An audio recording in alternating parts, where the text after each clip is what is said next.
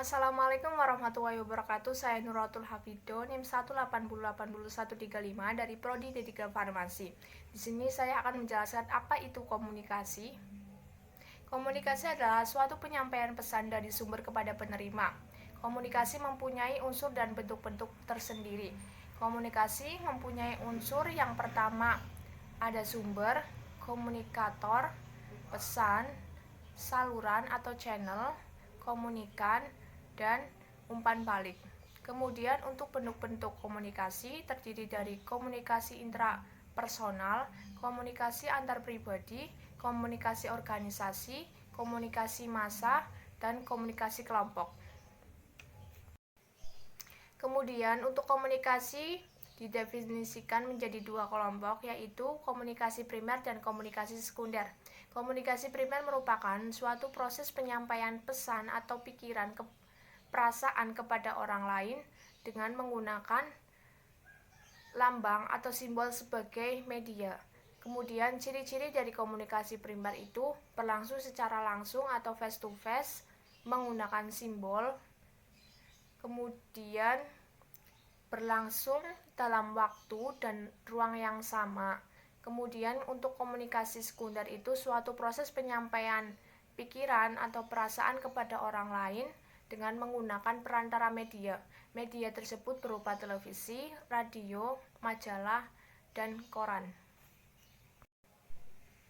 Komunikasi sekunder dapat dikelompokkan menjadi dua, yaitu komunikasi sekunder langsung dan komunikasi sekunder tidak langsung.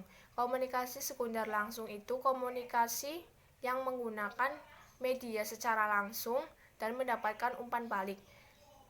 Sedangkan komunikasi sekunder tidak langsung, komunikasi yang dilakukan secara tidak langsung dan umpan balik yang diberikan itu tertunda. Komunikasi terdiri dari komunikasi verbal dan komunikasi nonverbal. Komunikasi verbal merupakan suatu proses penyampaian pesan, pikiran, dan perasaan kepada orang lain dengan menggunakan simbol-simbol verbal. Kemudian untuk komunikasi nonverbal merupakan komunikasi yang disampaikan kepada orang lain dengan menggunakan benda, bahasa, gerak, atau gestur. Atau dapat disimpulkan bahwa komunikasi nonverbal merupakan komunikasi tanpa menggunakan kata-kata. Adapun bentuk-bentuk komunikasi verbal, yang pertama komunikasi visual, yaitu melalui grafik atau gambar. Yang kedua komunikasi sentuhan apabila kita berjabat tangan. Yang ketiga itu ada komunikasi gerakan tubuh melalui ekspresi wajah atau kontak mata langsung dengan komunikan. Yang keempat ada komunikasi lingkungan melalui jarak atau waktu atas dasar penglihatan. Yang kelima ada komunikasi penciuman, yaitu melalui indera.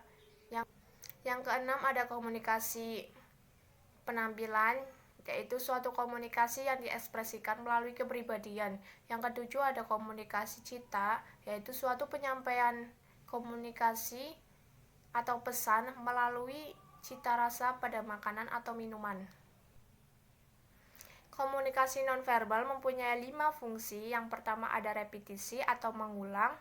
Yang kedua ada substitusi atau menggantikan. Yang ketiga ada kontradiktif atau berlawanan. Yang keempat ada asentuasi atau mempertegas. Yang kelima ada komplement sebagai pelengkap.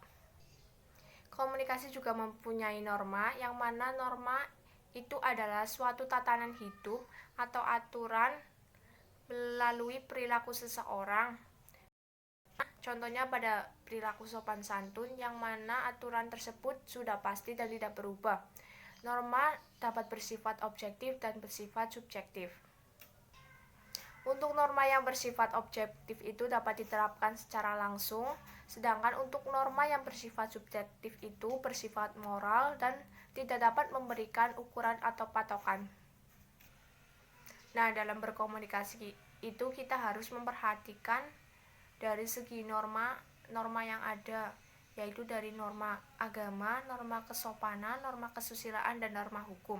Kemudian fungsi dari norma tersebut adalah untuk mengatur tingkah laku masyarakat, menciptakan ketertiban, dan mencapai tujuan bersama.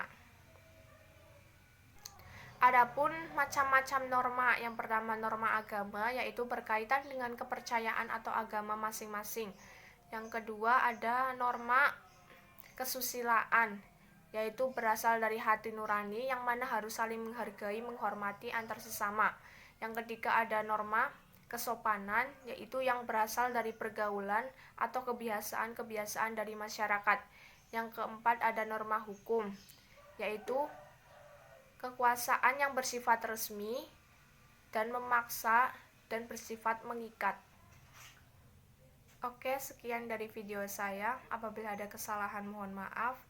Terima kasih. Wassalamualaikum warahmatullahi wabarakatuh.